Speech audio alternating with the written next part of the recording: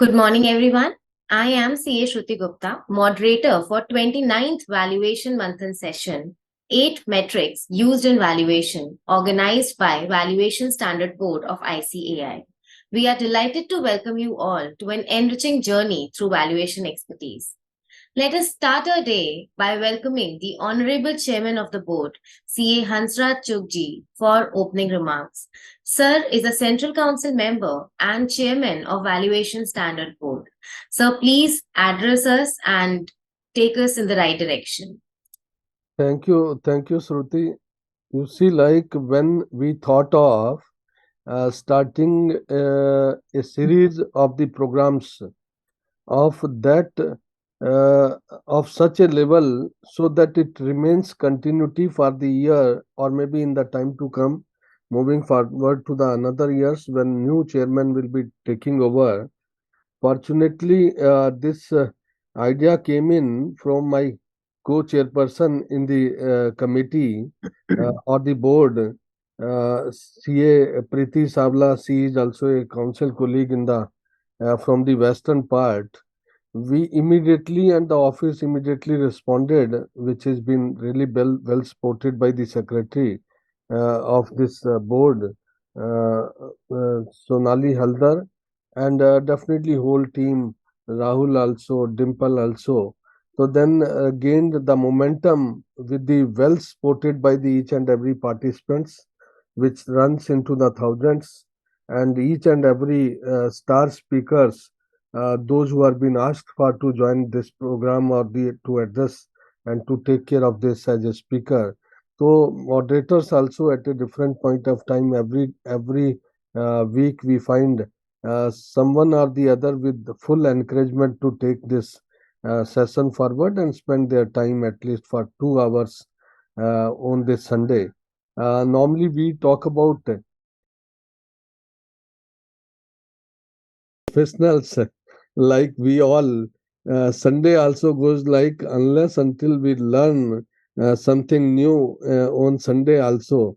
So this is a kind of hunger we all have, and fortunately it's a full ecosystem of this valuation manthan series.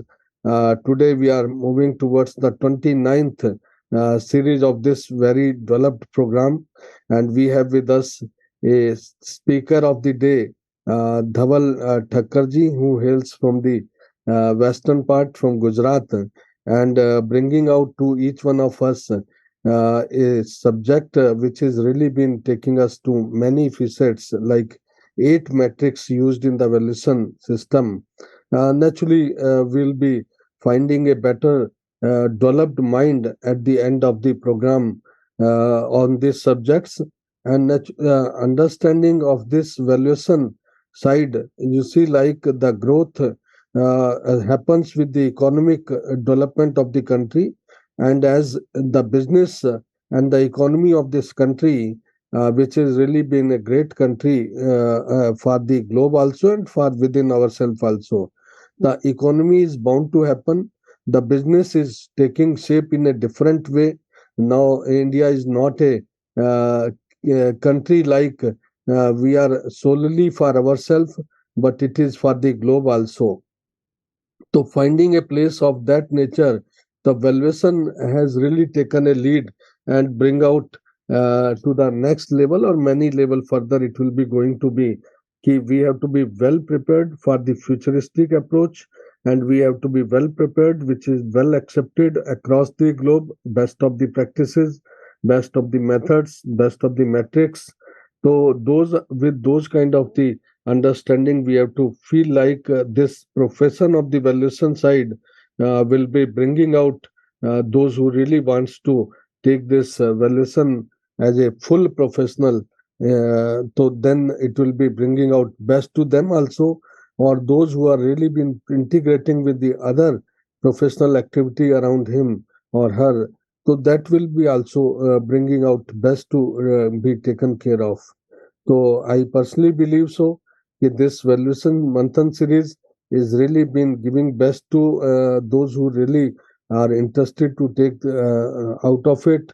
And though our co-chairperson Preeti Savla, I think, could not join so far. She may be joining in between, but she has really been well supported. She has always been taking care of this valuation standard board from naturally for all the whether it is the administrative, whether it is bringing out other resources around us, or many way this is been well supported by our co-chairperson and well taken care by the team at the office also, and team from the around us also, like speakers and the moderators. Everyone does their best, and from the participant front, we are growing with leaps and bounds, starting with only few, and now it is been with the thousands and thousands from the across, not limiting to our country, but from the globe also. So with this initial remarks, I welcome each one of you, each and every participants. I welcome the speaker, moderator, and the team at the office also. With this words, I go back to Shruti Gupta. She is the moderator of the program. Shruti, over to you now. Thank you so much, sir. Thank you for inaugurating the session and directing us in the right direction. So now let's start with our session. I am delighted to welcome our speaker, CA Dhaval Thakkarji. Sir, thank you so much for gracing us with your presence. Sir is an active chartered accountant with primary focus on providing expert guidance in the realm of business advisory. You started your career with prestigious Reliance ADA Group and are currently actively involved in catering to a wide array of clients based in Gujarat and overseas. You are an expert in assessing the business value of overseas entities, including listaproperty.com, sellanycar.com, in addition to working with various Indian clients spanning SaaS based software companies, biopharmaceutical manufacturers, and FMCG companies. You have a diverse portfolio which includes streaming standard operating procedures and implementing enterprise resource planning systems. You've conducted in-depth business valuations by utilizing comprehensive analysis and market research to determine the true value of business. You have formulated strategic expansion plans for enterprises and performed thorough financial due diligence. Sir, thank you so much for gracing us with your presence. We are all eager to learn from you. Over to you, sir. Thank you, Shruti. Thank you, Hansraj sir, and other audience and other panel and other committee members for the valuation Manthan. So shall I share my screen and start the session? Yes, sir, please. Okay.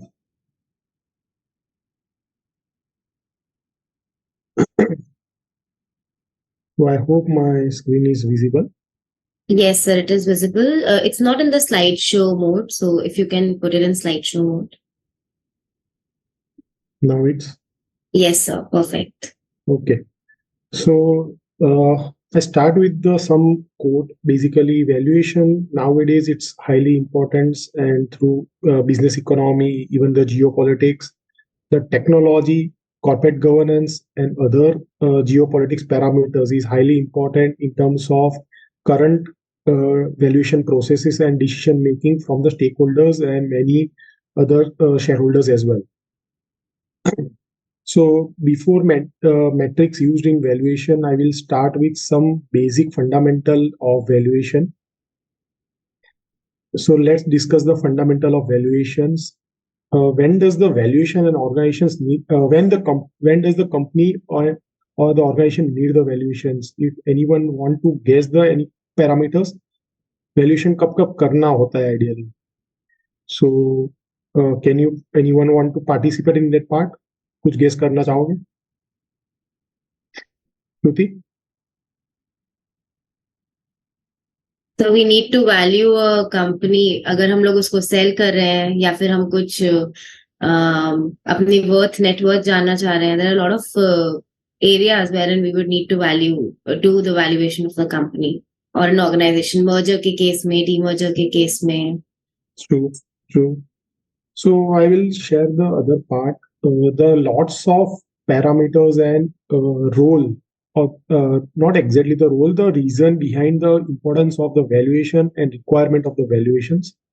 So here are some key points.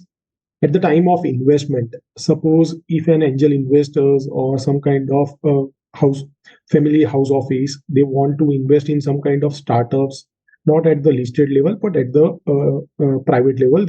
They need a proper investment decision for for the decision purpose. They want to park their amount or they want to increase their portfolio.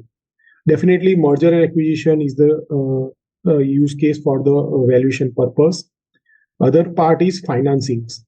So at the time of fundraising, we generally go with the banks for the debt syndications, and even though nowadays the startups raise the good amount of funding through private equity players. So so even though bank will consider the valuation of the startups for the as a mortgage from promoter level, so financing level, the valuation is required. Strategic decision makings, lots of strategy decision makings at the time of division wise valuations, brand wise valuations. I have personally experienced in the UAE regarding the valuation of brand. So it's an entity, they have the perfume segment. So we done the valuation of the each and every brand under the portfolio of that group. So some kind of strategic definitely it's required. Financial reporting standards like IFRS and general acceptance accounting means gap analysis, gap point of view.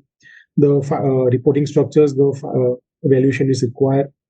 Taxation purpose, definitely yes, we needed to consider the tax angel tax benefits and other parameters. The valuations is also required from merchant bank, merchant valuer for point of view the taxation parameters consideration. Litigations and dispute resolutions like two big brothers, or like in the case of Reliance or any other case, even though in the case of husband and wife divorce, the litigations, in that case, the valuation is required to split such equities and such amount between the two conflicted partners or life partners as well. Risk management. The risk management, I will consider the main part. In current scenario, the volatility from the external source and even the from geopolitics, the risk management valuation is highly important, because which segment, which areas we need to focus, which division have the valuation part. So I based on the I need, according post COVID, I am considering like every startups and every business need to be disaster proof. So for understanding the disaster proof business, we need to risk associate with that. So risk evaluation at the time of risk is definitely it's a matter. Market efficiency. So we need to understand the market reactions. Overall performance of the company, it's undervalue, overvalue in the case of Paytm. Like at the time of listing of the shares, the value of is X, and now it's very discounted value. So how the market is reacted, what's the current value of that companies. So definitely we focus on the valuation part of the company. So for the taking the future decision, and other parameters like benchmarking and performance solutions for the similar kind of companies to compare the under the same segment. So I considered the classification, the business. I divided business into the two parts. The majorly actually the two part for consideration of the hybrid version. So we consider the three categories. So ideally, the business are either the tangible or intangible or hybrid. The tangible, because the I divided into the three part, because the valuation assumption, the strategy behind the valuation methodology, acceptance, and which method we need to go with from the market overall point of view. So I divided into the three parts. The tangible part is like tangible means like manufacturing company, trading company, retail companies. So they we can feel and touch in the business operations, business parameters, and all such things. Intangibles, ideally, it's an e-commerce like Flipkart and all such. SaaS-based companies like Zoho, they don't have any kind of tangible model. Say they don't have any kind of infrastructure requirement. Definitely, infrastructure required for the their associate, for their employees and all such. But the major operations run through intangible, like it's a techno-driven IoT and other parameters. And even though e-tech companies like Byju's and all that, they started with the intangible. So their real assets and real value it's come from intangible parts. But nowadays we we frequently see the hybrid business model for the sustainability part, and in current days, the sustainability of the combination of tangible and intangible. In the case of, we see the like Baiju, they started the business model through intangible, like techno driven, but based on the scenario and post COVID, they understand the it's only the tangible will not survival. So they acquired the Akas Institute, and they now run both the tangible and intangible. Even though physics wala, they run their business model on the both part, the mobile application as well as the physical coaching of the students. So majorly the business classification we divided into three, and the valuation it's depends on that. Metrics used, now we go for the metrics used in valuation, but before that I still conclude few things, the myths and reality of valuation. The valuations, lots of myths and reality behind the part of BLA, like generally we consider like assets minus liability, it's and valuations, but it's not the case in every parameters and in every companies and industries. So certain myths and reality of valuation. So, so here I, by simplifying the image, I try to guide and try to describe the scenario. The valuation, it's not the only assets minus liability. Valuation is not the only based on the financial number. I personally have good experience of the valuation of e-commerce companies in which we derive the valuation of $30 billion, $40 billion, even though company have 20 billion accumulated loss. So it's not the only the criteria of the valuation, so consideration only the financial numbers, but many other external factors, many others. So I have chance to done the valuation on behalf of the Amazon and Alibaba in the Middle East when I am 2014 to 16. I am into the UAE. So at the time, we done the valuation of e-commerce companies, and how we derive the valuation of domain as well, the customer movement on the first page, customer movement on the second page, the total value of the product available on the first page, available on the second page. What about their marketplace, like it's an inventory based model, or it's a purely GMV, gross merchandise value, run by business model. So lots of external factors is also nowadays. Suppose the war is going on right now, and if I am the supplier to Gaza or Israel, what's the impact of my current business valuation? If I am supplying or importing some goods or services from Ukraine or Russia, so what's the impact on my current business valuation? Because the geopolitics, it's highly volatile nowadays, and its impact our business valuations. And it's I'm recommended, so I highly recommended not the follow the myth part, and so it's nearly the practical approach. So standard operating procedure, it's highly recommended from the corporate governance point of view. Each and every investors or stakeholders, they need certain kind of, they want to invest in such kind of business model or organization in which standard operating procedure is in place and corporate governance in place. They need a certain MIs reporting every frequent places, every frequent time.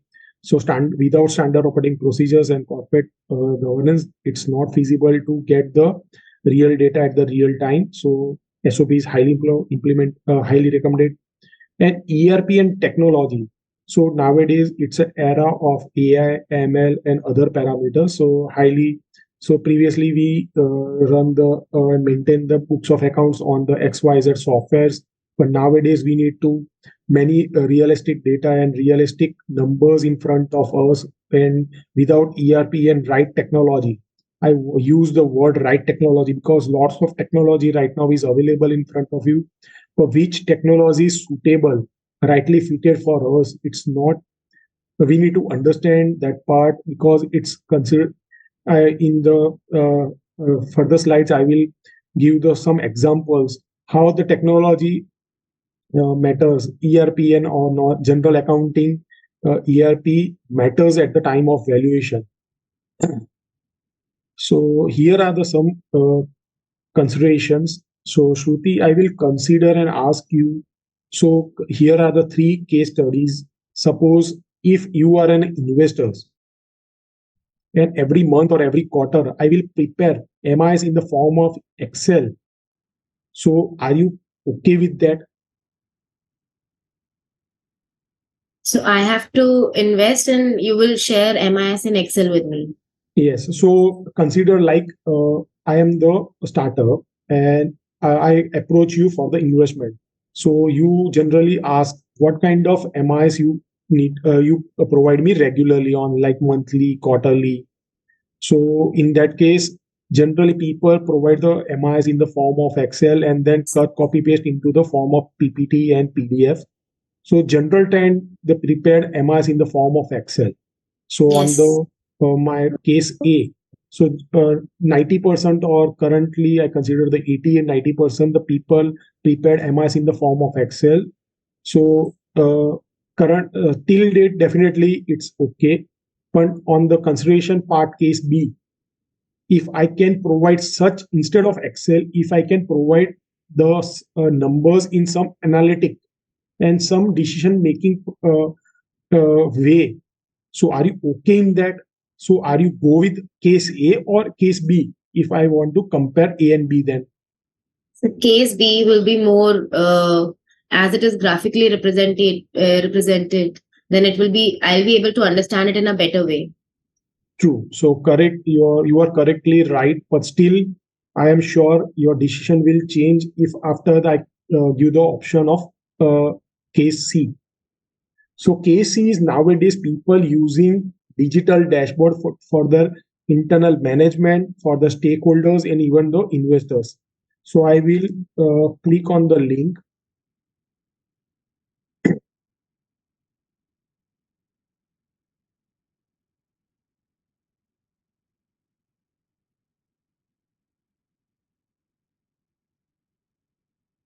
So instead of that presentation, I will provide you the link. You can access and see the parameters. I have already decided which information I want to share with the X shareholders or Y shareholders or X stakeholders or my data or creators, whatever. So you can access such information real time. It's an integrated with the accounting system or whatever the business model or accounting system they have. So now what's your answer? It's B or C? So this is more. It is represented in a better way, and also I can pick and choose.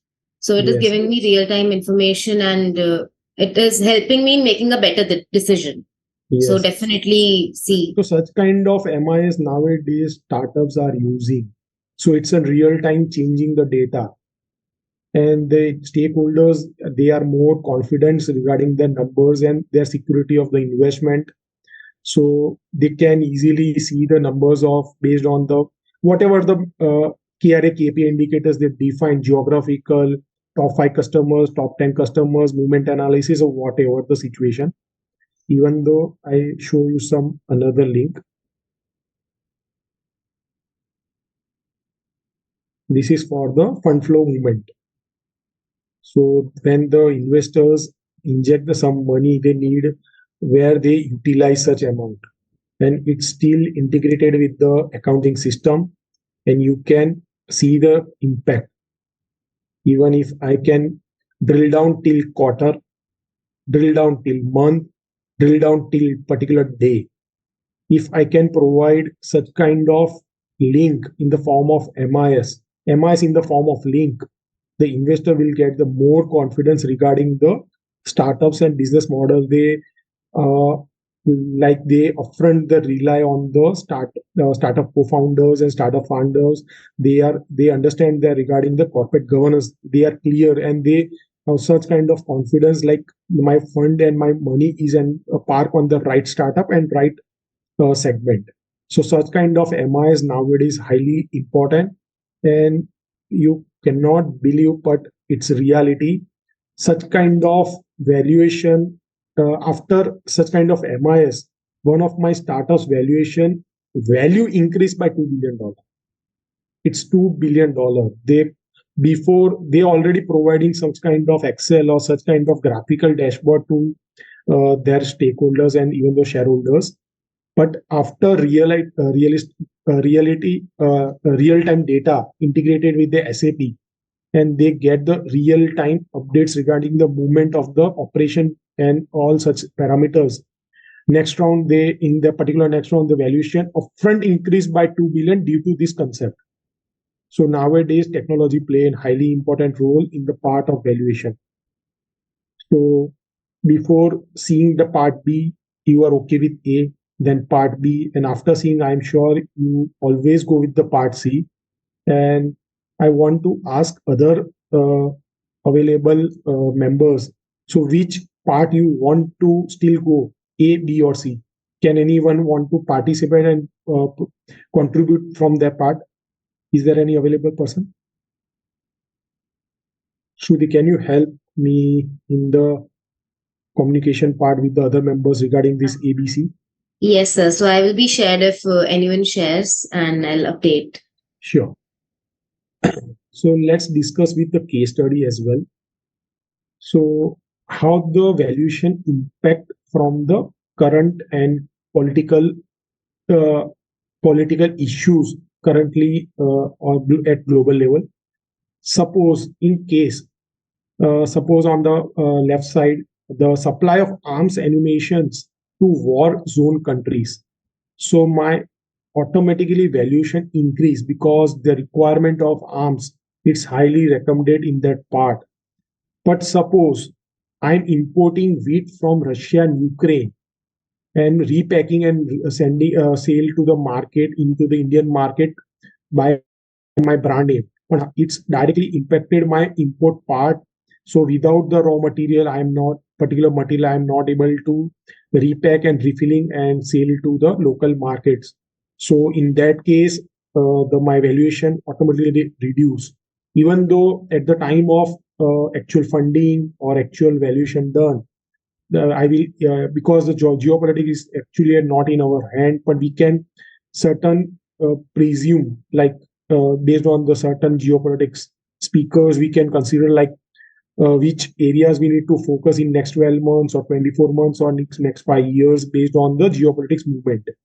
And in the reverse case, if the instead of opposite part, suppose in the Russia or Ukraine and both the town like suppose my I am the supplier arm to the Russia, but in that part, suppose all the stability comes to like all the issues resolve, and I am still supplying the arms to the Russia. So definitely they will not purchase, and the requirement of arms will reduce to great extent. So in that case, my valuation of arms business will reduce to drastically because the no buyer will available at the global level, and the vice versa situation from import for wheat if the markets are stable. So this is the pure scenario of the impact of valuation, impact of like current geopolitics and in the impact on the valuation part. So we need to consider geopolitics and other external factors at the time of valuation as well.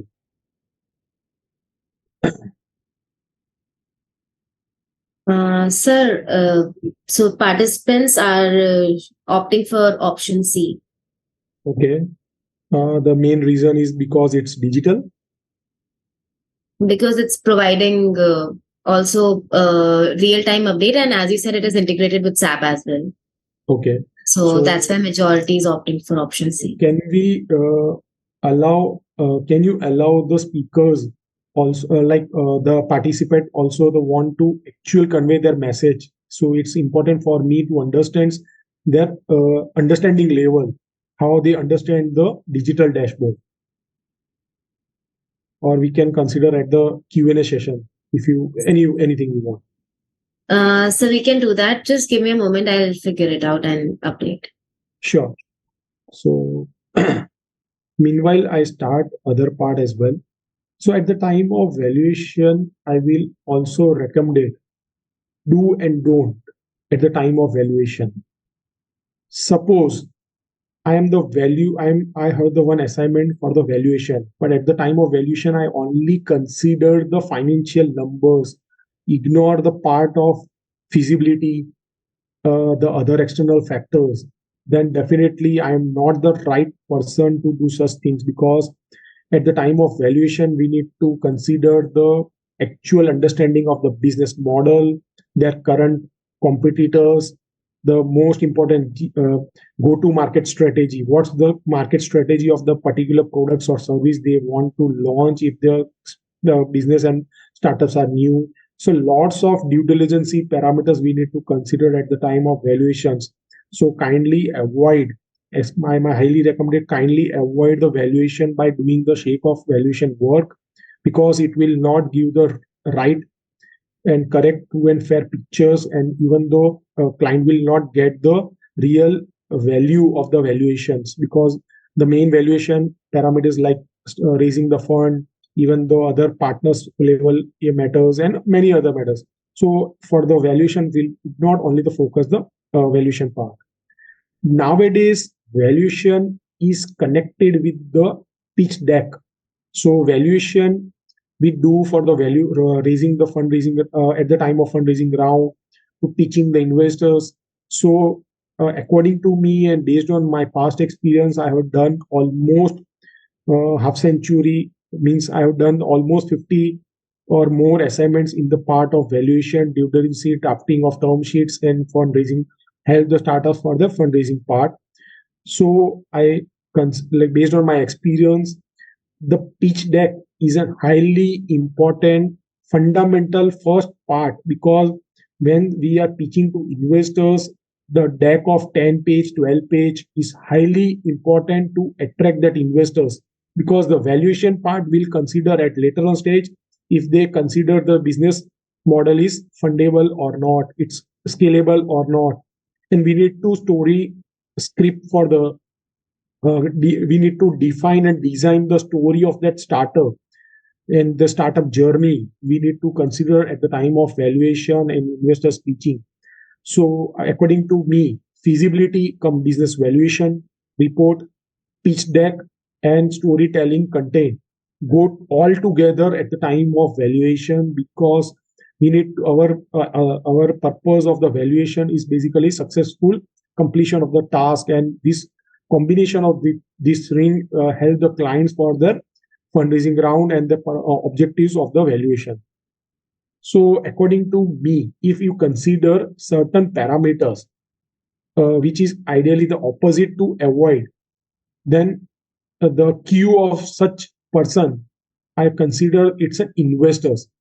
So in the first part, only one investors. If you avoid, if you don't avoid such part, and if you consider and avoid and not doing such basic fundamental mistakes at the time of valuation, then investors automatically approach you.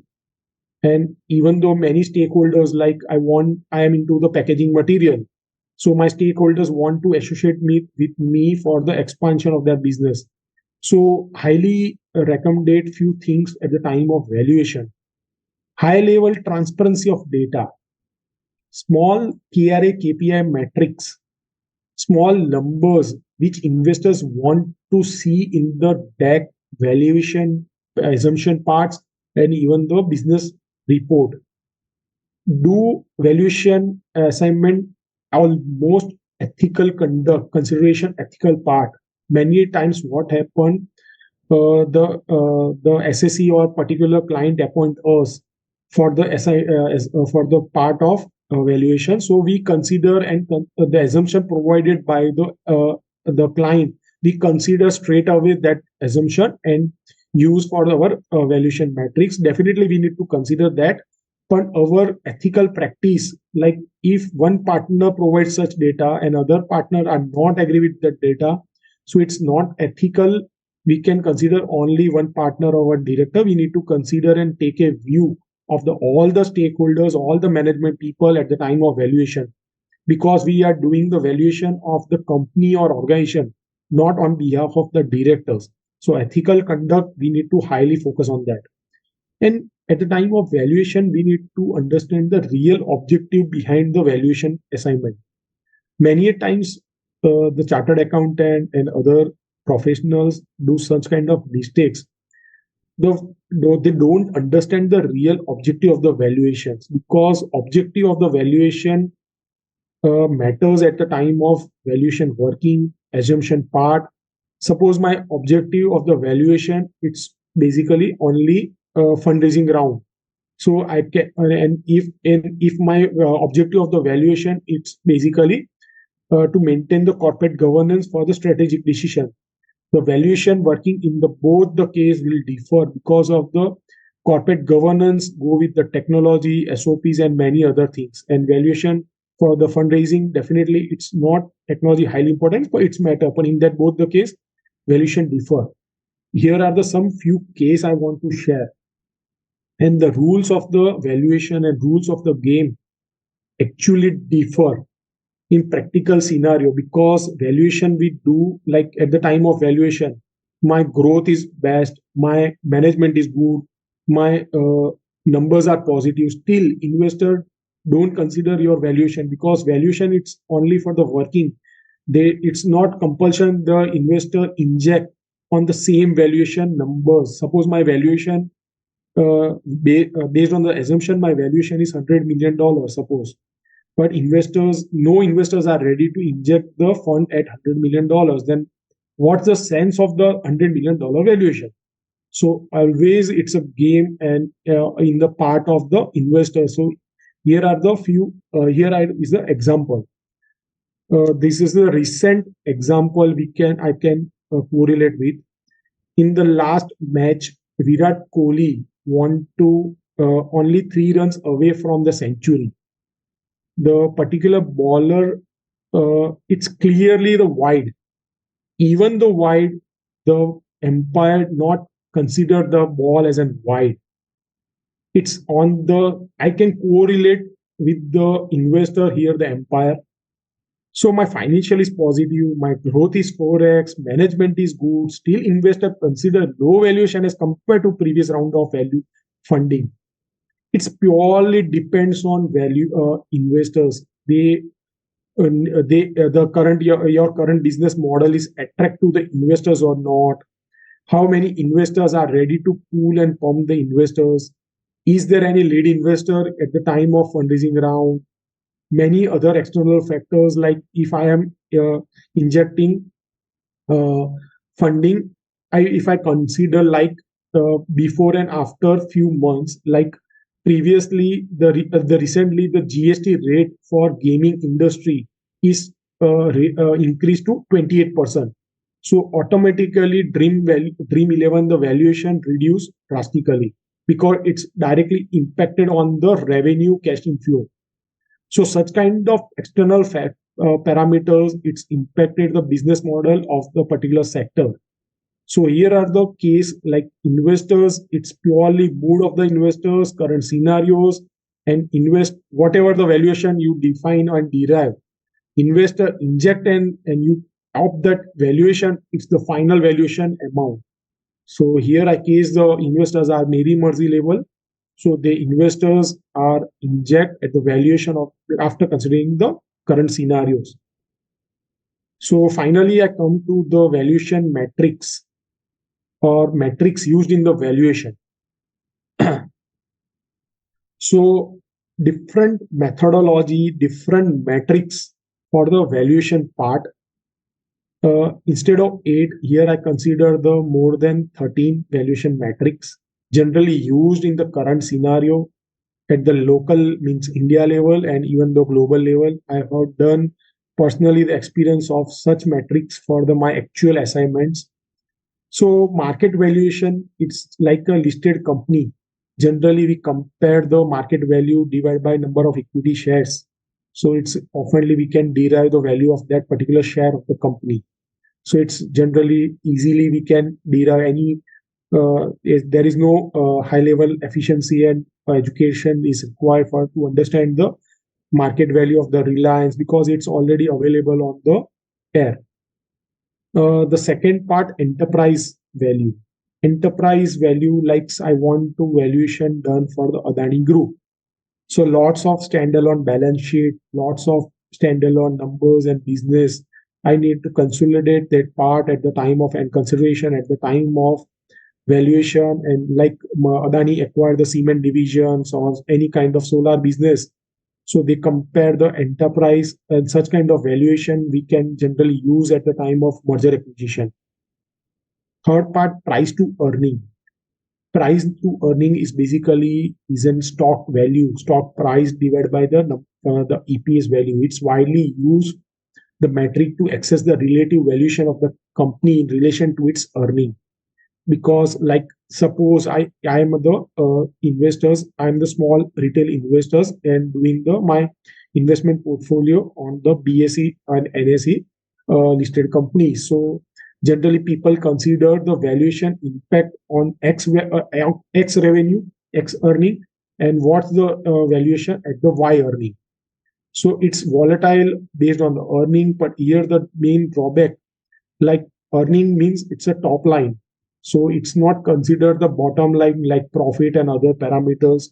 So my sales increase so and so, so automatically my valuation is so and so. So generally in listed markets, the consideration of price to earning ratio people consider at the time of investment in such kind of shares. Price to book ratio, compare a company's market caps to its book value. It's purely assets minus liability book value. So what's X amount is the valuation value market capital. So my market capital is like 1 lakh crores. So I divided 1 lakh crores divide by book value of that companies, is automatically my valuation comes as per the shares. So generally, this kind of price to book value ratio used by the big shots players, not exactly the big shots players, but it's an capex driven companies like banks, real estates, and many other oil field companies in which the capex are high in the form of fixed assets, in the form of loans and liability to great extents. Particular solar industries, the capex are huge in form of panels and all, and they opt the international borrowings and local borrowings. And so we need to consider that part at the time of actual understanding its overvalue, undervalue, what's about the performance. The price to sales ratios, like price to earning we consider like profit, but here the price of the sales are the revenue part. Discounted cash flow, internationally highly recommended methodology for the business valuation, and I've done lots of e-commerce business, even though my past experience for the Alibaba and Amazon, and even though other dot coms, and even though big groups of hotels in the MENA region, Middle East and North Africa, we generally use DCF method. The beauty of this DCF is like they consider the future forecasting. We need to first of all define the 5 years or 7 years or 10 years based on the requirement and understanding level of the management and the business model. We define the 5 years or 7 years business cash inflow, and the factor of discounting apply on that, and it's merely, and I am highly recommended this method or metrics for the valuation purpose. It's but lots of other small metrics in that, like beta, how we can derive the beta. Beta means risk associated with the discounting parameters. What the country level risk premium, because if I am the doing the DCF method for the suppose Gaza and Israel, the risk of the particular country is very high, and the volatility of the stability of the government in that country is very high. So it affects many methodology and many other small parameters. We are using Damodaran the parameters and the rules regulations for the DCF valuation working. It's internally accepted methodology. Earning before interest and tax, generally series A, series B, and beyond the seed funding.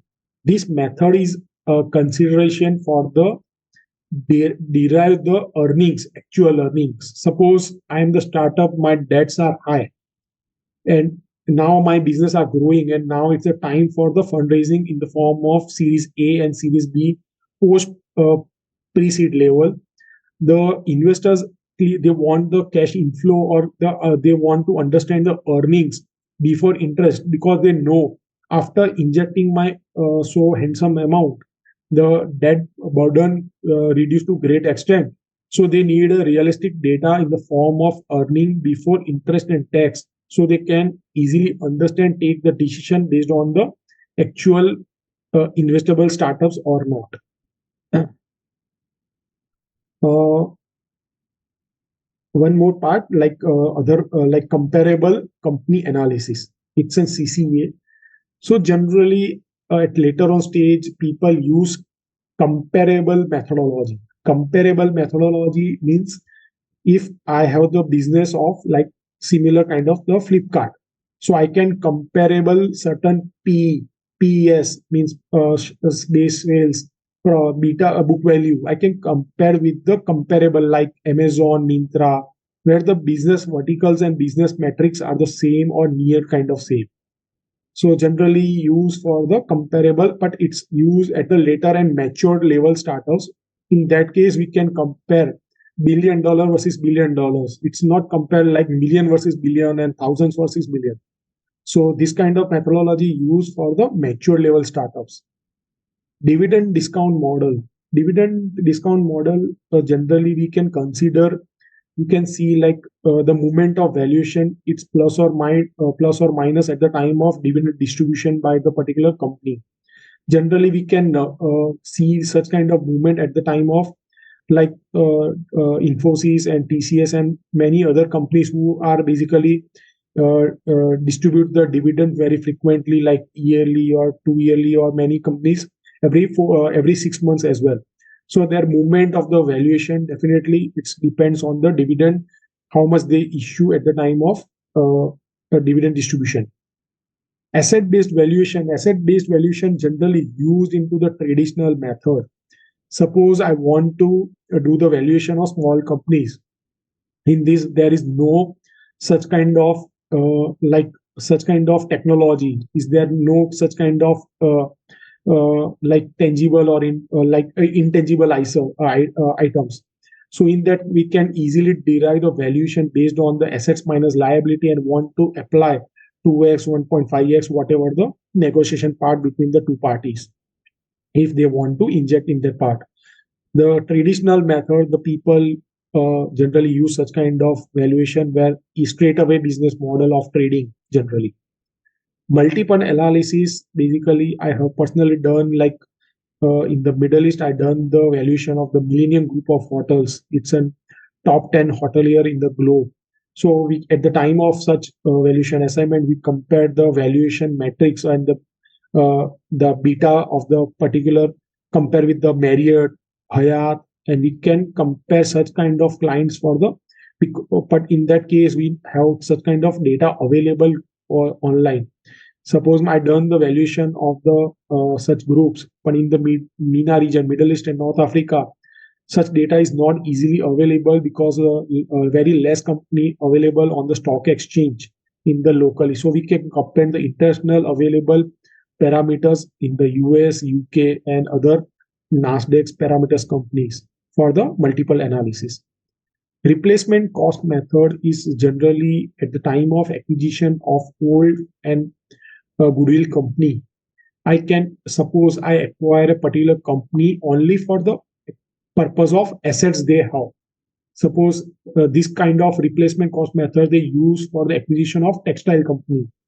Generally, the textile companies have the huge assets in the form of weaving, knitting, and other verticals of the textile, and they go for the replacement cost. And what's the depreciation after depreciation? What's the value of the assets? So they can consider easily derive the replacement and opportunities against the assets.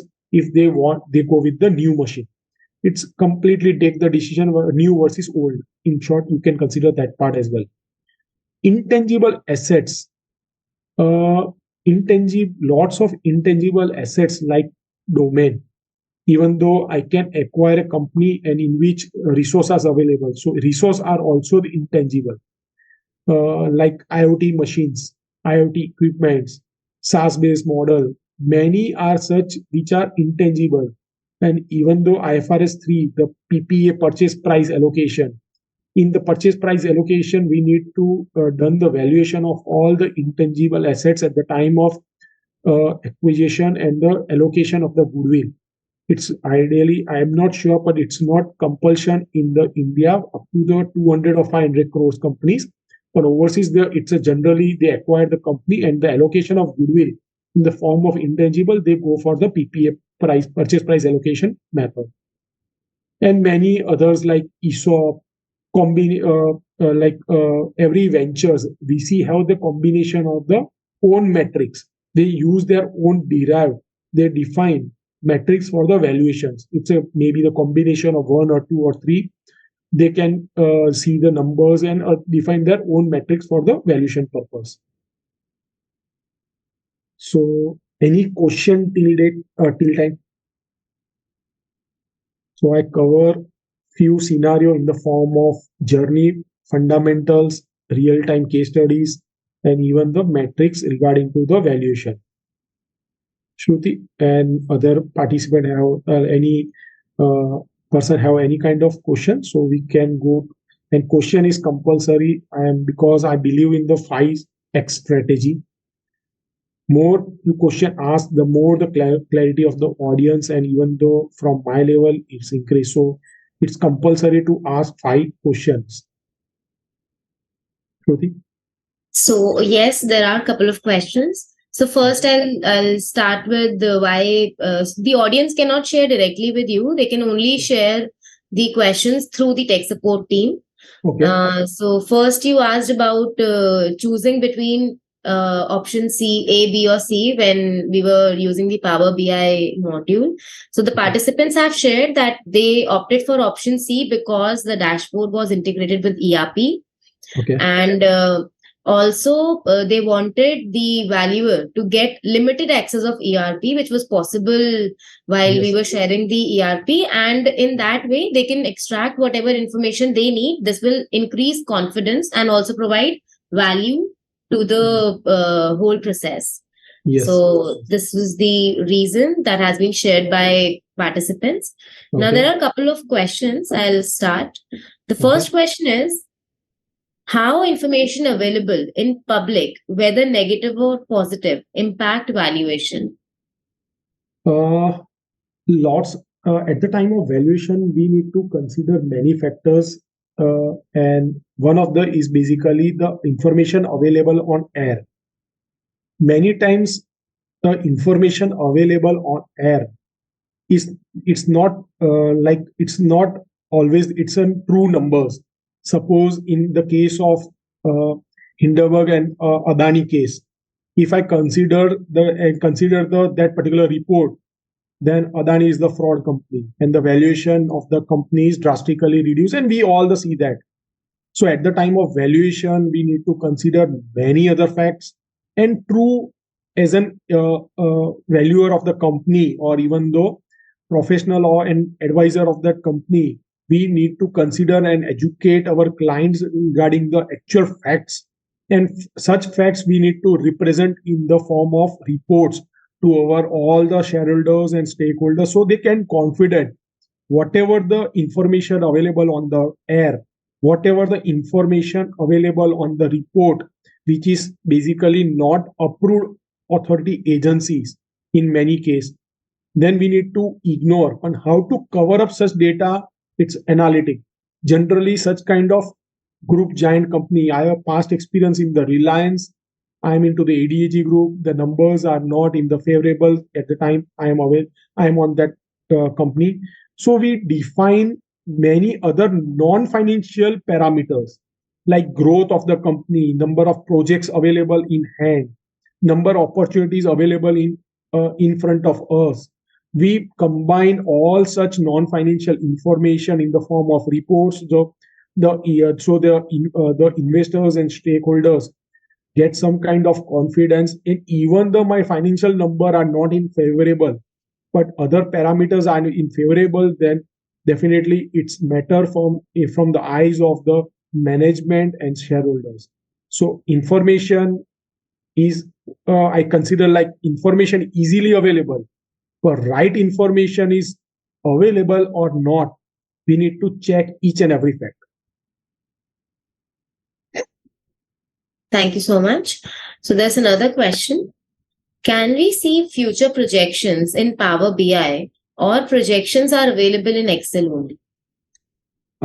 I've recently done one of the project for the forecasting of the future revenue based on the past data available of the client itself, and we forecast the future 5 years revenue. I had done the recently, I give the example like that.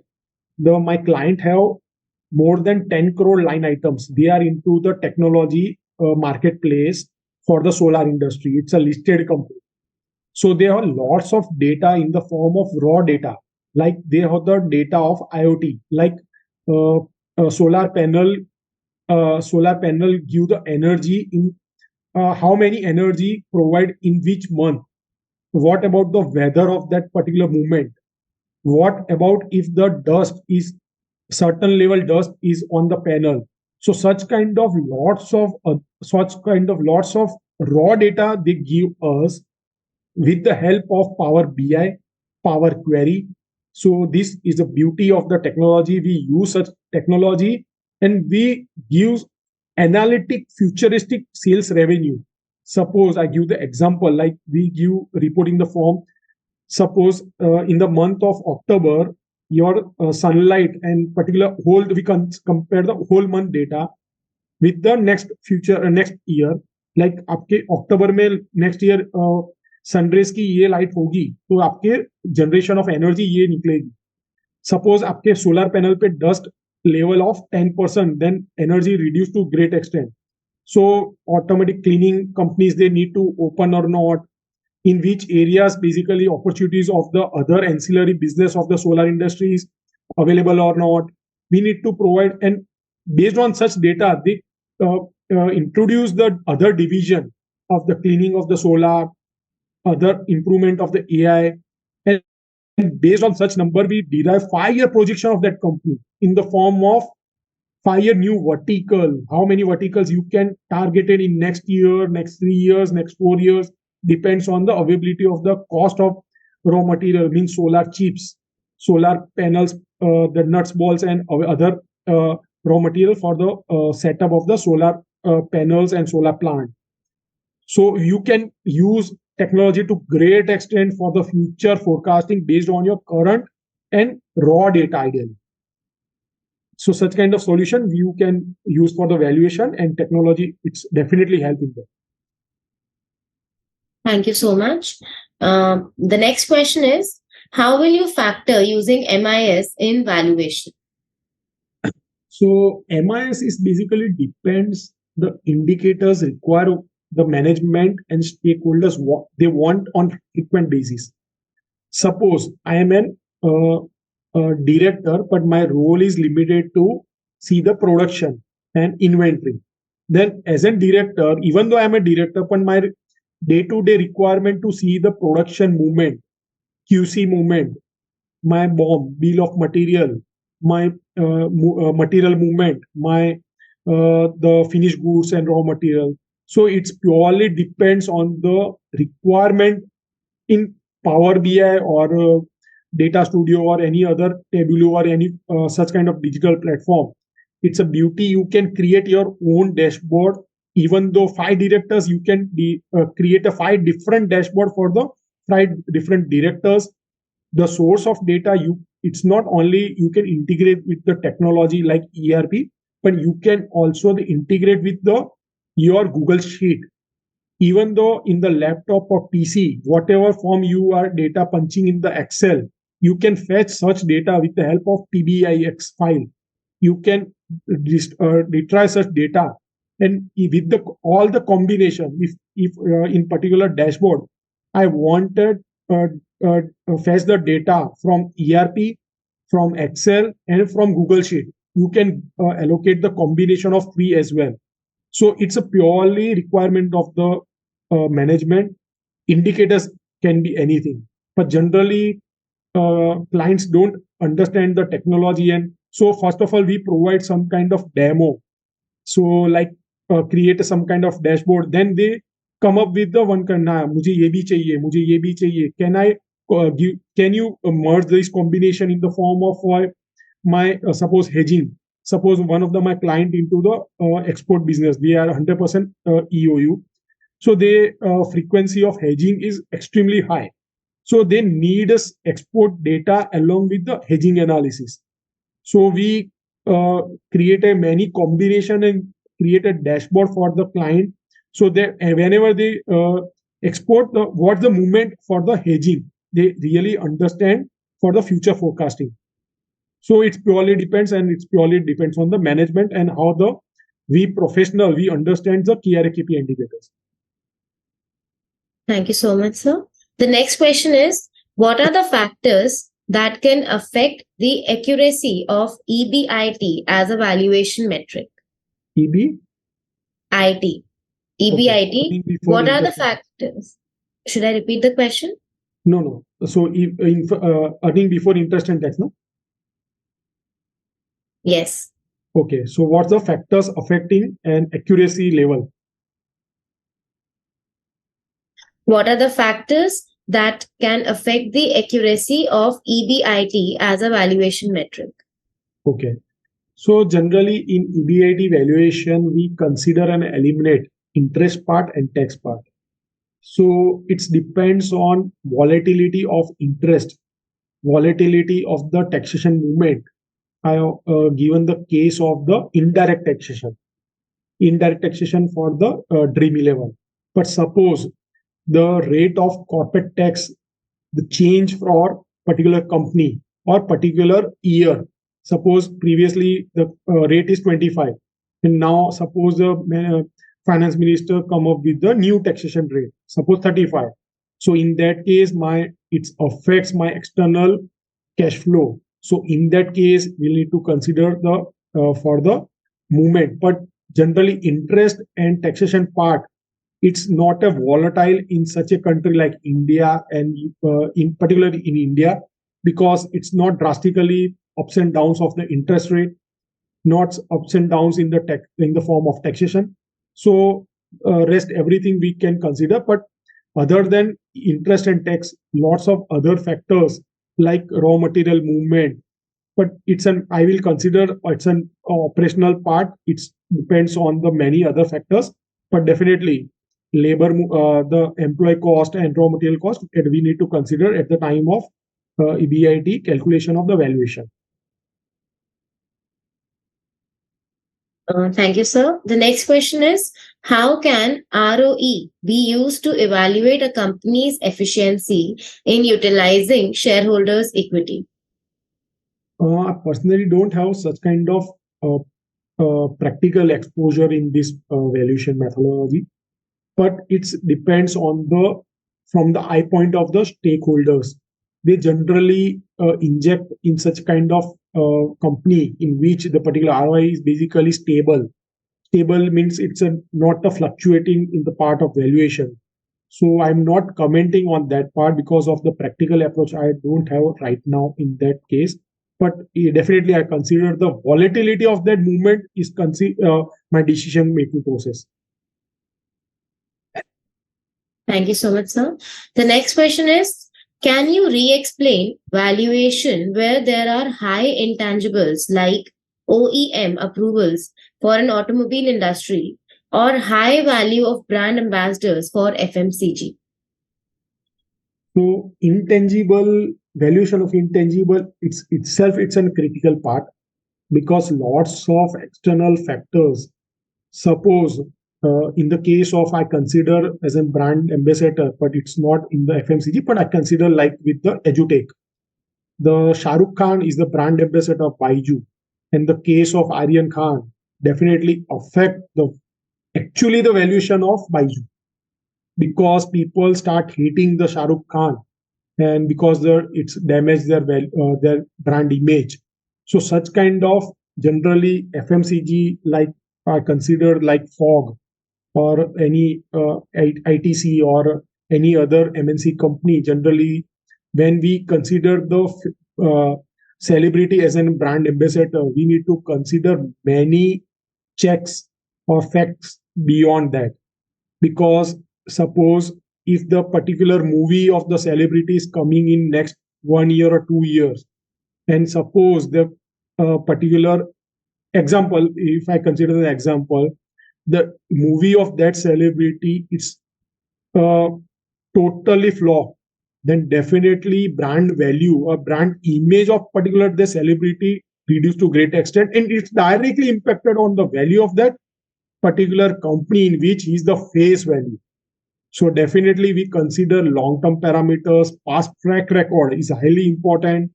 So that's why the particular companies choose the brand ambassador, but very frequent they use multiple face. Suppose in the case of, if I can case the that Gutka company or particular Ajay Devgan is the brand ambassador, Shah Rukh Khan is the brand ambassador, Akshay Kumar. So any damage of image of particular brand person, it's not drastically impacted on the overall valuation of the company. So nowadays the company use such kind of strategy. Either they use the ideally they use change the face value very frequently, or the combination of the brand ambassador in the particular advertised model or particular the strategic movement, in the case of like in the pan masala ad. Thank you so much, sir. So there are a couple of more questions. Do you want to take them towards the end and continue with the session as of now, or do you want to take them So now my and then? session is almost completed. I am only one slide is pending for the takeaway from the audience ideally. So we can definitely consider two, three more as well. Okay. So the next question is this methodology of valuation mandatory even to all registered valuation valuers who may not be chartered accountants?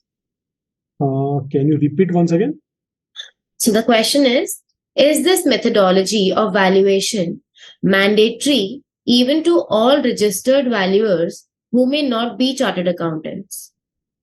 Generally, the particular legality purpose, the valuation consider for the legality purpose, it's only the merchant valuer or valuer basically as per the norms, means ICI curriculum and their part. But in practical life, the valuation, the particular investors like VC, family office, crowdfunding, even the angel investors, they don't consider the valuation of merchant banking, to be frank. They consider the valuation of the practically, they derive based on the assumption. Practical external factors they consider at the time of assumption of the valuation working. So it's not necessary it's done by the chartered accountant, even though any MBA or any kind who understand the valuation methodology, certain level practical business approach they can derive, because the valuation which I am engaging since last many years, I have the experience of valuation of since last, I'm in the this field last 7 years. In the global markets, it's not required because particular signing authority is not required and no kind of certification is required globally. So suppose I done a valuation on behalf of Amazon. So they appointed us, even I am a chartered accountant or not, it's not matter, but definitely they go with the chartered accountant or advisory firm or big four, where there is a at least advisory division. But it's not necessary the chartered accountant role is required. And we've done lots of valuation work. So no, globally, ideally, it's not required from any parameters for the valuation. So any person can do the valuation if they have the proper in-depth knowledge of the valuation and other factors associated with that. Thank you so much, sir. So the next question is what are the situations in which valuation is must? Uh, in early stage, I'd give the examples like partners dispute. So I want to exit from the business example. So in that case, how many the company, how many amount they give me back as an I'm an exit co-founder. So at the time, the external agencies or professional person come on board and do the valuation. So at the time of dispute and any kind of entry and exit of partners need require certain kind of valuation. Definitely at the time of every fundraising round, they need, because at which valuation they can inject such amount. and most important as well, like strategic growth. Suppose I am expanding my business and different stakeholders want to give me the fund in the form of debt, strategically debt and equity, even though convertible note, safe note. Basically, safe note is nowadays very popular. So such kind of every steps where the valuation is required, I already shared on my third or fourth slides. So and so parameters we require such kind of valuation. It's like from the stakeholders point of view, management point of view, and even the internal point of view as well.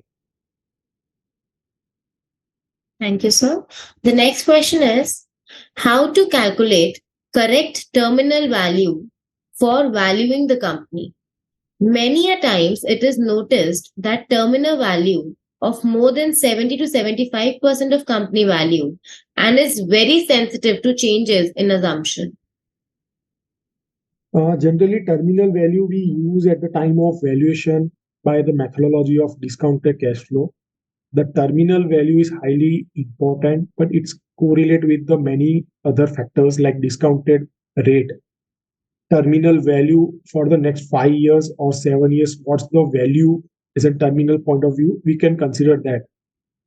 So it's an purely depend on the assumption of the management and taking the particular uh, professional person who consider that assumption at the time of valuation.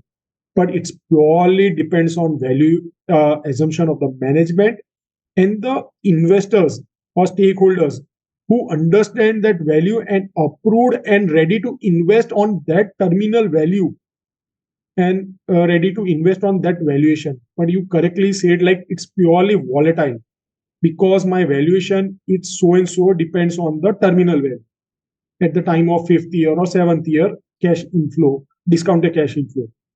But lots of factors, small factors, as in suppose I am an investor. So instead of only focusing on the valuation number, I will more focus on the assumption part, which is the basically hardcore parameters and blood of the valuation. So if I am the a consultant of the particular investors, so then definitely I'm more towards deep dive my knowledge in the assumption part, which is the basically outcome of the terminal value and actual valuation. So I'm summarizing that part in this way. Thank you, sir. The next question is which method is suitable for valuation of Facebook, Meta, WhatsApp, Google, etc.? Uh, it's very difficult to conclude, but generally, such kind of pure techno driven, even kind of like Google, Microsoft, and Zoho, generally DCF method is not viable because it's purely intangible. So generally, they generally go kind of the multiple method. Suppose my startup is similar to Zoho example, and my business model is already done good numbers. Then I use the methodology multiple or comparable method. Multiple means I can compare my futuristic data with the beta and multiple multiplying factor of the particular comparable company. Means in this case Zoho. So I summarize like such kind of giant and techno company, the right methodology according to me is multiple method, multiple metrics. DCF basically not workable because their revenue should drastically with the small parameters change. Suppose I consider like the Facebook launch Meta. Meta is definitely it's a parent company, but they come up with some new vertical. Suppose they acquire a WhatsApp and they acquire Insta. And now Meta, under the Meta, it's a group of Facebook, Insta, and WhatsApp. Then definitely the revenue should not 20-30%. It's shoot in the multiplying factor. So in such kind of business model, DCF will not work because it's not comparable and we cannot forecast their next 5 years straight away numbers accurately because we don't know the actually shoot in the positive side or negative side of that particular acquisitions or technology. So in that case, definitely multiple. Thank you so much. The next question is, how can we decide which valuation metrics, valuation approach is best suited to the client's business? Can we do valuation through multiple approaches and can we average value? Yes, definitely, and my past experience in that as well. For that Millennium Group of hotels, we apply both method DCF and multiple, and we uh, represent the method and outcome. Actually, the we apply such assumptions so accurately under the both the methodology, the valuation come the same. If your accuracy and assumption part is more precise, then in such kind of business model, the valuation are near to same. Definitely 5 to 10% we need to ignore that part because depends on the metrics under the particular methodology. But definitely we use such kind of combined approach, comparable approach. I can do valuation with DCF and multiple, and then represent the manager. They want to consider which methodology go for the valuation purpose. But definitely we can compare and use more than one method as well. Thank you so much. The next question is, which valuation method is appropriate in the liquidation process of a company? Generally, liquidation means company or organization are basically not at the part of going concern primarily. So in that case, assets minus liability, definitely it's a best method for the valuation because goodwill is almost zero in that case of liquidation.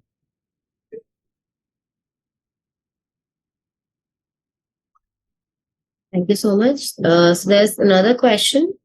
While revenue cash flow projections, do you only consider firm order in order book or management estimate?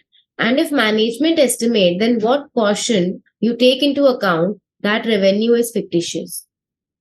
Uh, as a professional investors, definitely we cannot consider only the order or book order available at the particular moment, but definitely we need to consider the chance of succession of the particular lead or particular order which are in pipeline but yet to confirm, because many times it's matter and it's highly impacted the value of the company.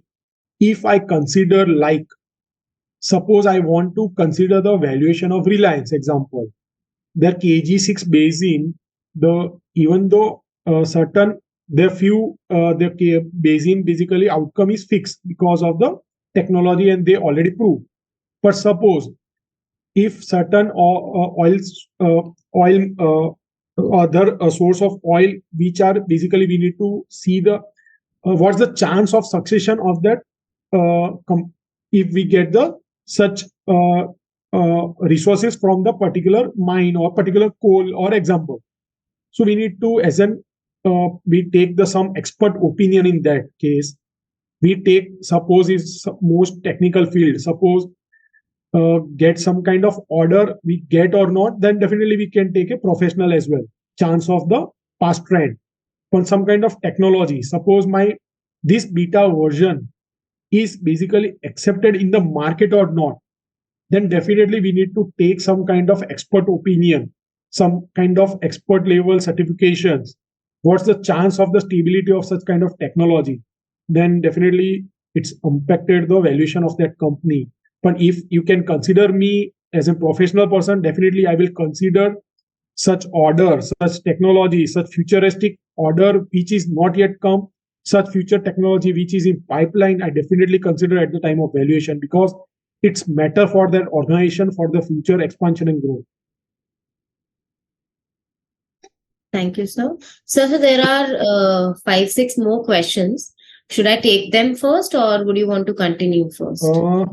If we can take away part before that, then definitely I can check the review and take away from the sessions from the audience. Is there any option is available for the takeaway?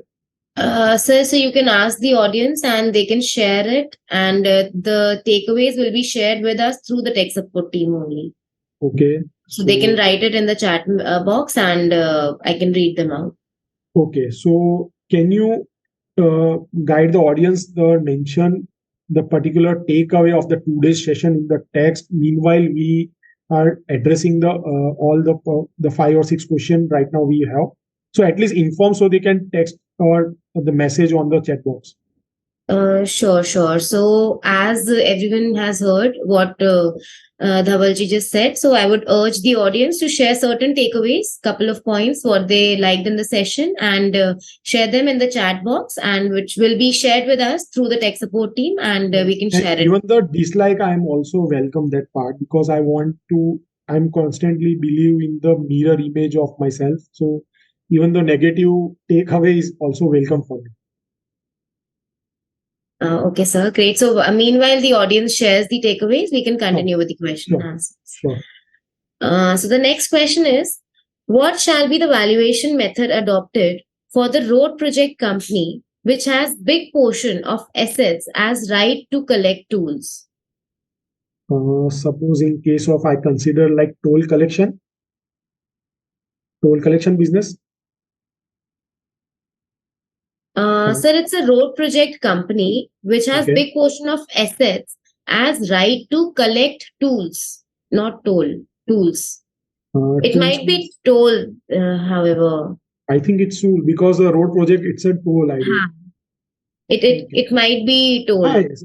Okay. Okay. So based on my practical experience in the Reliance, I am into the Reliance ADAG group. We have 18 road project in the Gujarat, but the valuation of the particular generally what happened all the road project it's operate under the bond build operate and management generally.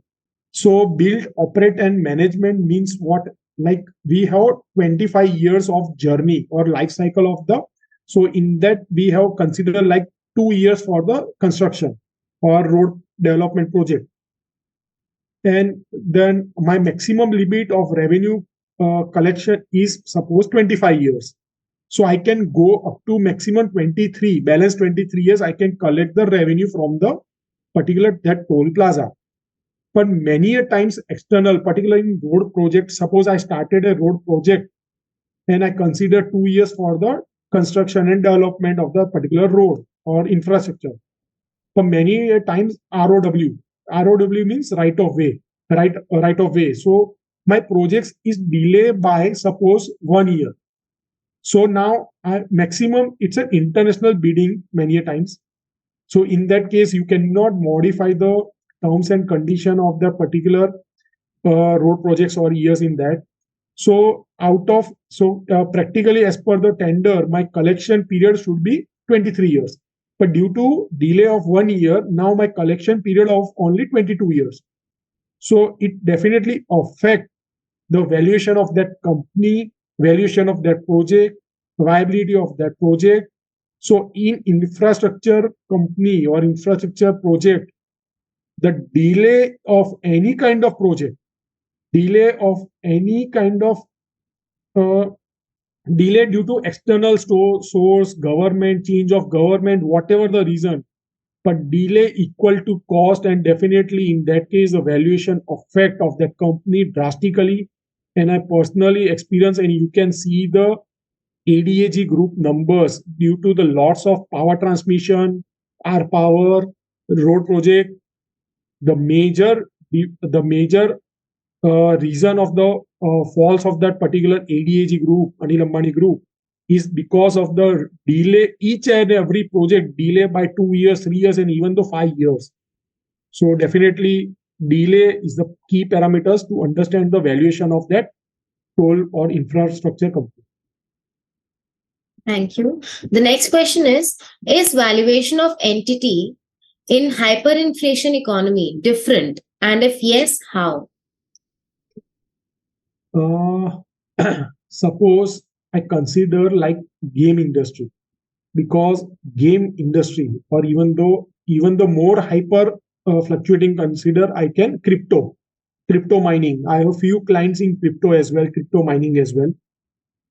They raise the funding and in within a year they close their business.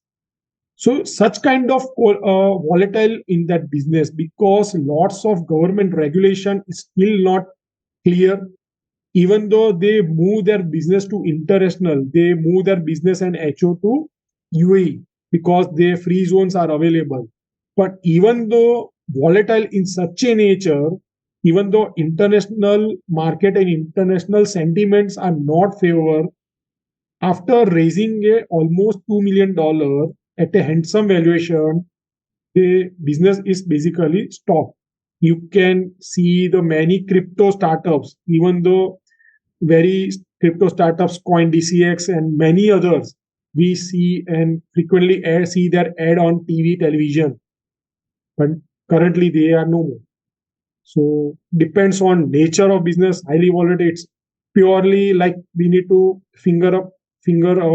cross our fingers and invest in that part at the particular valuation which they are looking for that. The next question is, how far can we project a business into the future? Is it possible to include new business verticals in the future projection, or should it be a projection of the business already in existence? Suppose in this case, I consider the case of Tesla. Tesla started that journey in the form of electrified the automobile industry. If I consider as a pioneer, even though they are not the pioneer, lots of players are already available once at the time of they started, but they are not in that pace which Tesla is done. I consider is a first mover advantage.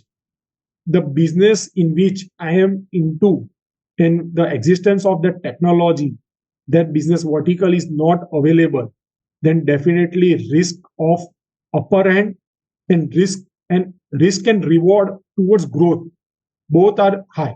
Suppose like in case of particular Tesla, their battery technology is nowadays so much stable in very short span. Like I consider last 3 to 4 years, even though in 2019 they are not into the list of 100 as well, and in just the span of 3 years they are at number one, and number one with us so much gap from number two as well. So such kind of first mover, the technology and business vertical which are not available, the both the scenario you can like we can go downside as well and upside as well. The valuation it's depend purely depends on the breakthrough of that technology. It's not depends on the financial number. You can see the sale sales of Tesla, which is lower than other two, three, four competitors like Toyota and other available players. But the profit margin of the Tesla is great extent because of the breakthrough in the technology. They can charge the premium. Their battery charging capability are increasing day by day, and such factors are definitely they increase their valuation to great extent. So definitely, it's purely depends on the management vision and the technology they break through. Thank you so much, sir. The next question is, how to consider valuation for non-financial factors? Uh, in that case, I can give my pure personal experience of the case study of the Amazon. In the Middle East, I done the valuation of domain. I done the valuation of the particular products available on the page of particular website at the first page, second page, third page. In that case, we need to consider the product which is available on the first page. It's purely strategic value we consider. Suppose my product listing on the first page of Amazon worth of rupees, example, $20 billion. So definitely, and we can see the movement of the customers. How many visitors or customers stay on the first page? Suppose my stay at the first page average is suppose 1 minute. Then definitely my conversion ratio will increase. And definitely second page it's 30 seconds or then reduce 20 seconds kind of thing. It purely depends on the availability and that combined value of the particular availability on the particular that product. So you can consider and see the trend. Suppose in particular trend, the electronic items are always available on the first page of such kind of platform like Amazon, Flipkart, because the value and margin both are high in that such kind of products. So we do such kind of value. It's purely, and there is no methodology in that. It's differ from company to company, segment to segment, but it's purely based on your analytic skill. You can understand the business in from the founder's point of view and from the investors of such kind of categories point of view. Thank you so much. The next question is, what challenges do you see with DCF valuation? Any pitfalls to watch out for?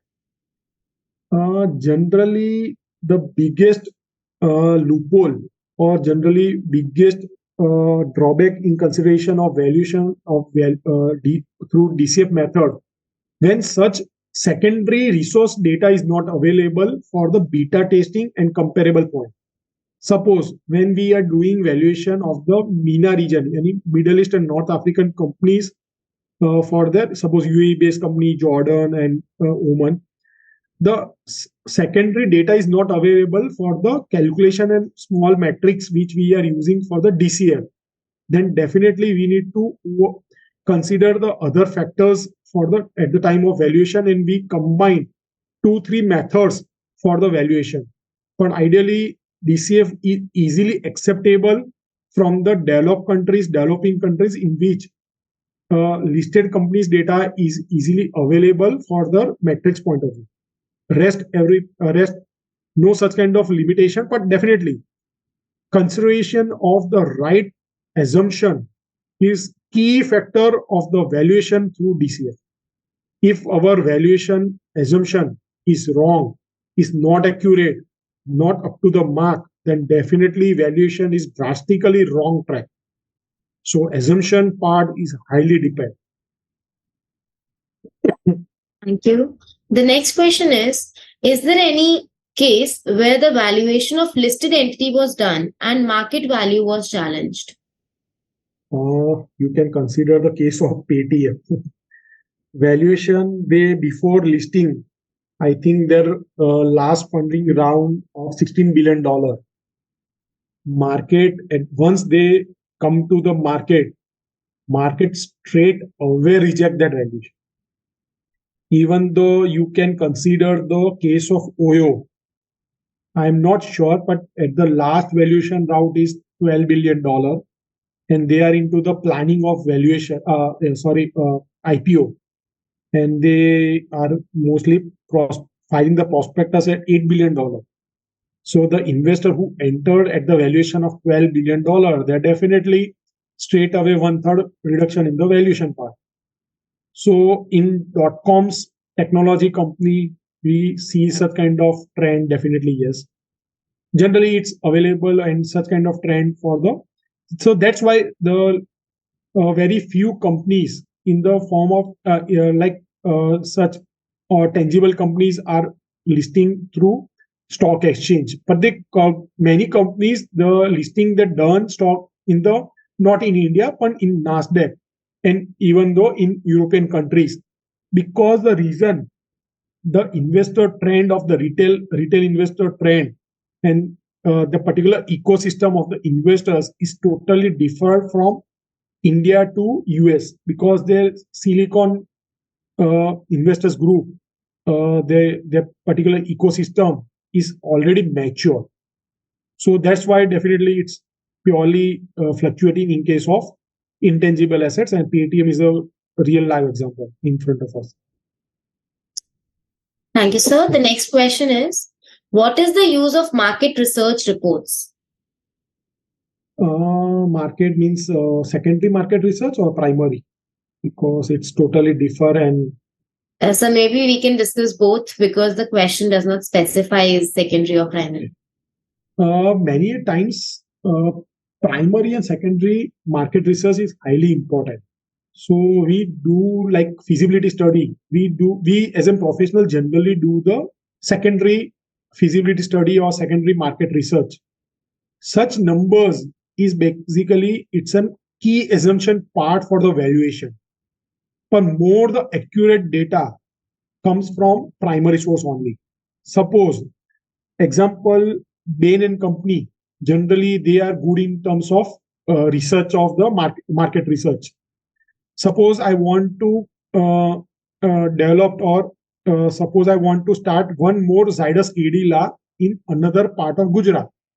So I do secondary research in which city I can open, in which city I can open, so my profit and movement of patient, availability of such specialized segment of medical is beneficial for me.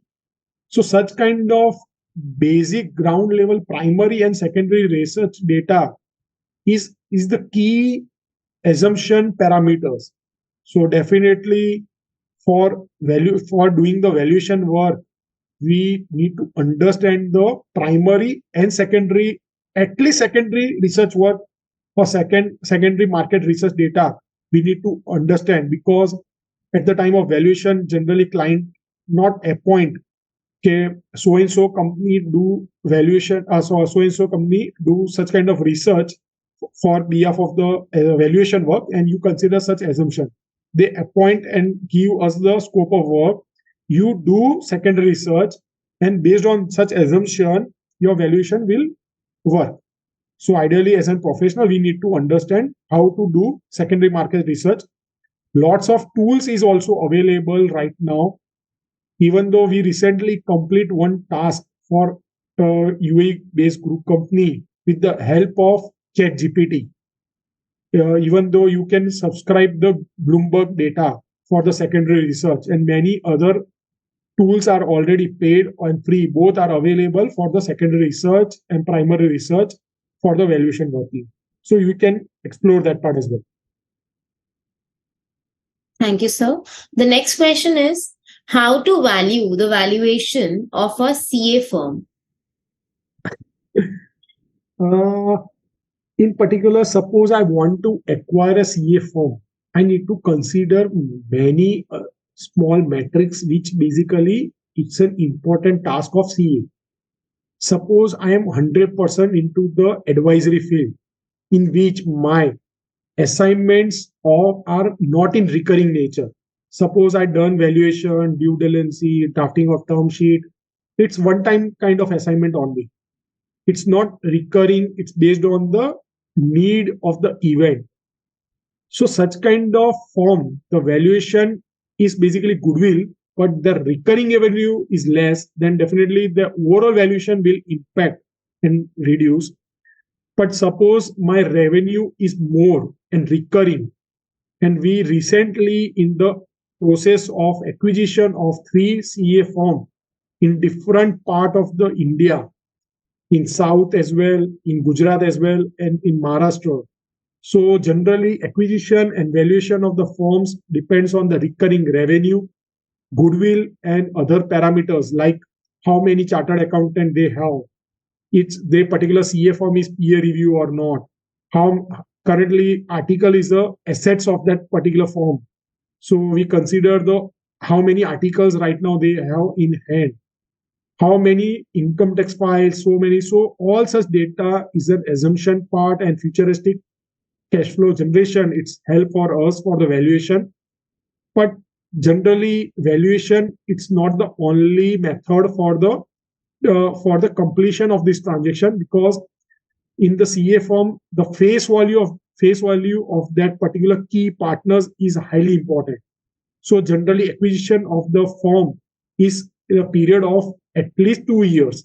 If I done, suppose I acquire a particular firm at suppose 5 CR, then I will release such 5 CR in the phase of 2 years till date that partners work with us regularly, and regular handover process of 2 years help us actually completion of that transaction and right valuations.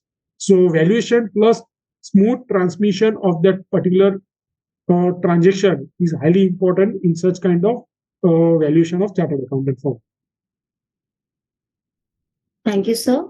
The next question is, for the purpose of valuation, how we can gather data for industry? It's purely secondary data, is told like ChatGPT, other industrial, like lots of research work done by Big Four. So Big Four generally publish lots of sector-wise reports, so you can extract such data on air through Google, even though lots of such data is available on their website as well. So I personally use such Big Four data for my secondary understanding level, not action adoption level. I consider for the understanding of the movement of that industry. Suppose recently the KPMG published a report for Dholera. So I can read that data for my understanding. Based on that understanding, what are the sources they consider? They generally provide the source of their data. So in the further deep dive, I go to the source, health of ChatGPT. Government data is highly important in such kind of infra expansion project. I consider that data as my research work and compile for the assumption of the valuation. Thank you, sir. The next question is, if we have valued the company with any particular method and valuation method arrive is an amount which is over which no one is ready to invest, then how do we need to assess the situation? Uh, Generally, the two case in such kind, suppose nobody is ready to invest. The two scenario generally happen. The valuation done by the valuer or professional, it's straight away wrong. The reason behind that, suppose they ignore the external factors, so no investors are ready to pool their or ready to pump further investment or invest in that company due to external factors. But if I consider the external factors at the time of valuation, the chance of succession of investment is very high, subject to definitely valuation, it's a base value, negotiation plus or minus definitely in that case. But straight away, no investors are ready, then the valuation prima facie, according to me, is wrong. Because otherwise, it's not a investable startup. Suppose I give the example. Suppose my startup is of example of pani puri, and I started a pani puri business making a pani puri. My technology is stable, but I ignore the logistic part. How I can spread crores of puris to pan India level. If I ignore that part, then my startup is not investable, which investors are looking for. Then definitely I miss that parameters of logistic. It's a challenge how I can uh, supply the logistic fragile food item to pan India level and scale my business from the eyes point of view investors. So such kind of the reason are the in such case like such kind of reasons generally the parameters for the non-investment from the investors point of view. Thank you, sir. The next question is, how do investors mitigate investment risk if any arise? Generally, I have a good experience with the many VC firm in Middle East and India as well. Generally, they recruit high level instead of chartered accountant. They believe and bet on technical people like IIT and IIM because their analytic skill is much better than chartered accountant. To be frank, but that doesn't mean chartered accountants are not uh, in this field. Lots of chartered accountants nowadays replacing IM and IIT both. So they mitigate the risk by two process. They their filtration process is like such a manner, like now a trend current. This is the time of investment winter. Investment winter means investors are not upfront ready to invest in the frequency which they are previously done. So what they see the performance of the particular startup who approach them for 3 months, 6 months, or even a 1 year. They understand their business model. So the in-house IIT, IIM people analyze such data in such a manner so they can conclude that it's investable or not. If investable, what is risk associated with that? So I give the example. Lots of start investors, even though big players like Tiger Global and Marquee investors, they invest on the startup in the field of crypto. But it's generally they litigate the by understanding the industry market, and even though they are wrong, they have kind of thing like they invest in such a diversified startup portfolio. Okay, suppose out of 10 investment, at least one or two invest basic portfolio client give them at least 100x or 50x. I know one people who is basically investor of one of the unicorn. In just the span of 2.5 years, they generate 18x in just 2.5 years. And in the same investor, the portfolio, many of the basically they write off the investment. So generally, it's purely based on the decision of that moment. But generally, investors see like at least one or two startups who give at least 15x, 40x, 100x. Few startups give like 4x, 5x, 10x, and definitely out of 10, 2, 3 are write off. So they mitigate such kind of risk by investment in diversified portfolio. Thank you, sir. The next question is, what is the range of marketability discount rate for private companies? It purely depends on sector in which they are available. Suppose volatility factor is high, then definitely discount factor is high. It purely depends on the segment. Suppose my startup into the retail example, then volatility risk is definitely associated with that, but drastically वो रातों रात business बंद नहीं हो जाएगा. Example. But suppose my startup is into the crypto, the volatility is so high, we can consider 70% like discounting factor in that. Like not discounting factor, but market eliminate rate. Suppose my valuation is $100 million. So I straight away 70% consider as an so net my valuation in that case is only $30 million. So it's purely depends on segment in which volatility is there. Thank you, sir. So these were the questions that were shared with me. A lot of participants have also shared their key takeaways. So I'll share them with you. So the first one is that it was a great presentation. It has added value. Speaker has great knowledge, and we salute you, sir. Then another one is it was a wonderful session. We have learned new techniques and skills around the valuation, and it will help us in performing our duties. Session was very informative and with full of examples.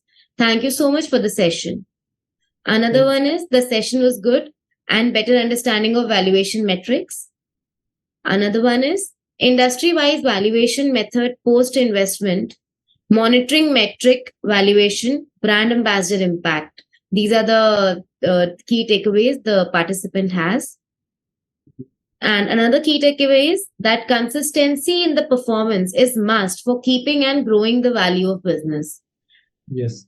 The session was full of examples, and also the way you've handled question and answers, it is highly appreciated by the participants. They have thanked you for answering all the questions patiently and with relevant examples. So these are the key takeaways that have been shared. Thank you. So is there anything else that you would want to add on to the session, or maybe give a summary? I think we have 5 minutes or 10 minutes. I want to give my not take away, but I want to give to the audience in the form of one slide.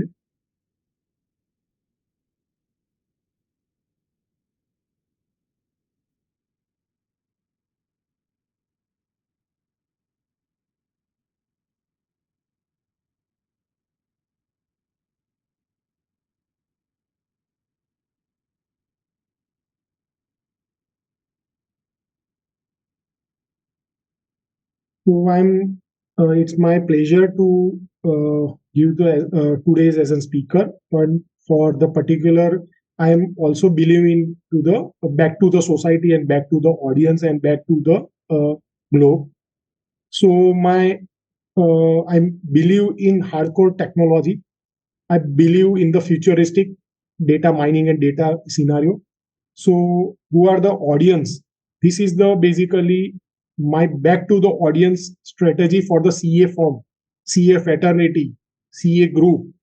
Focus on this part as a part of emerging segment instead of only focusing on core practice. First is DMS, data management systems. Basically, you can, with the help of SaaS based solution, you can definitely digitalize your client. You can like paperless your client. Like we have the one of the good chartered accountant firm, Guru and Jana. Their firm is basically paperless. So even we can paperless our firm. We can even do paperless our client as well. And lots of opportunity in this field. ERP implementations straight away, it's a golden opportunities for all chartered accountant, which I believe it's an because for implementation process we have in-depth knowledge of business is must, so you can increase our verticals in that part. Digital MIS I already mentioned, and so you can consider that as well. Design, implement, and review SOPs and corporate governance, because smooth functioning of technology, smooth functioning of operation is a basically core field which I believe. And recently, I'm correct one good assignment on that part as well. So it's a golden opportunity to focus in that segment as well. So instead of the next internal control mechanism, we generally chartered accountant believe on the review of numbers and review of problems and in the form of internal audit and forensic audit. But I personally believe in internal control mechanism, which means problem fixture permanently instead of review and identify. Mark my words, people and client appreciate if you consider in that case your revenue income, it's not a go. Basically, you as an promote, they consider your actual problem. Many a times we fix problem permanently, then they consider as an professional ethical person. Data mining and data science, we are actually working in this part since last 1.5 years, and this is the futuristic CA professional verticals in the form of revenue and understanding of data, because data is everything in now future next decade.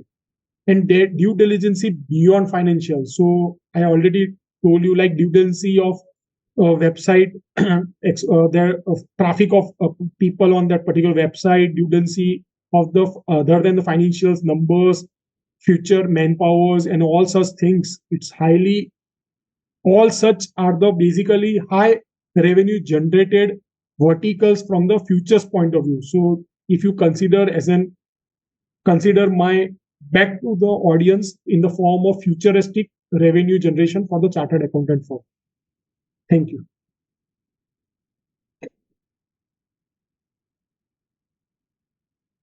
Shruti.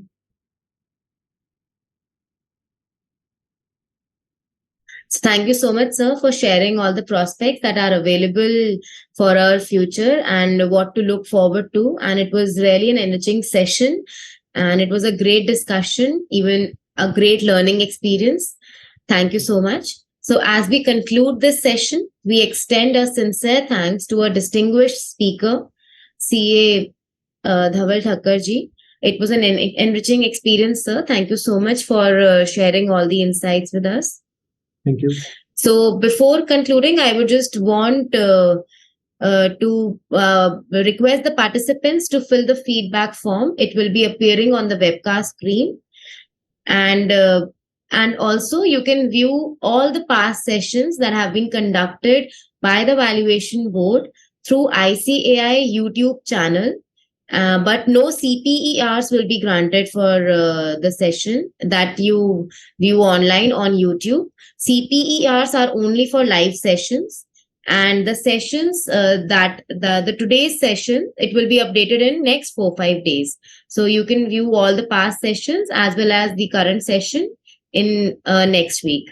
So thank you so much. Again, thank you, CA Dhaval Thakkar ji. We also express our gratitude to our chairman, CA Hansraj Chuk sir, vice chairman, CA Preeti Paras Savla ma'am, and the entire support team of ICAI. We would like to appreciate and acknowledge our audience for dedicating your valuable time and for your active participation. We are eager to meet you again in our upcoming sessions. Thank you so much and have a wonderful day ahead. Thank you. Thank you.